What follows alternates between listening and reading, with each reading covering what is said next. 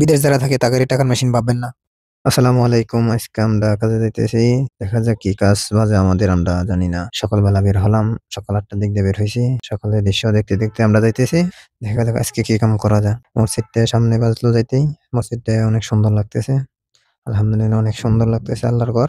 এখন আমরা যাবো এখন দোকানে। এই দোকান থেকে আমরা সাবান নিবো। সাবান নেওয়ার পরে ইনশাআল্লাহ যাবো আমরা কাজের উদ্দেশ্যে। আপনারা সবাই আমাদের জন্য দোয়া করবেন। বড় একটা মার্কেট হবে এই জায়গায়। মার্কেটটা আপনাদের দেখাইরো। যদি আমরা এখানে থাকা অবস্থায় যদি মার্কেটটা ক্লিয়ার হয় তাহলে আমরা যাই আপনাদের দেখাইরো। এই যে যেগুলা দেখতেছেন এই জায়গাতে আজকে আমরা কাজ করবো। এখন কাজের জায়গায় যাই। এগুলা তাহালিয়া বলে ময়লা আলা পানি সাপ্লাই করে খাবার পানির উপযুক্ত করা হয়।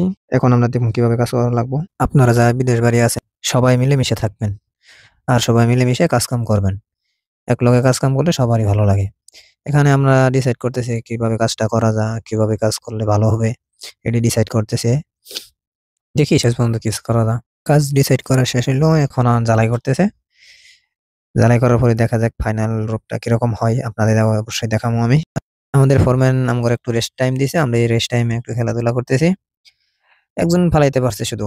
আর কেউই ফালাইতে পারি নাই। দেখা যাক শেষ পর্যন্ত কাজ কিরকম হয়। দেখেন আপনারা আপনাদের পরিবার যারা বিদেশ থাকে তাদের কোনো সময় টাকার মেশিন ভাববেন না। তারা অনেক কষ্টই থাকে, ডিপ্রেশনে থাকে। যারা বিদেশ থাকে তাদের সাথে সবসময় একটু ভালোভাবে কথা বলবেন। এখন আমাদের কাজ করা শেষ হয়ে গেছে। দেখেন ফাইনাল রূপ আমরা এইভাবে কাজ করছি আজকে। আজকের মতো কাজ শেষ হয়ে গেছে। আপনারা সবাই আমাদের জন্য দোয়া করবেন। আমরা যেন ঠিকঠাক মতো কাজ-কাম করতে পারি, ঠিকঠাক মতো থাকতে পারি। সবাই আমাদের জন্য দোয়া করবেন। আল্লাহ হাফেজ। আসসালামু আলাইকুম। আপনারা সবাই ভালো থাকবেন।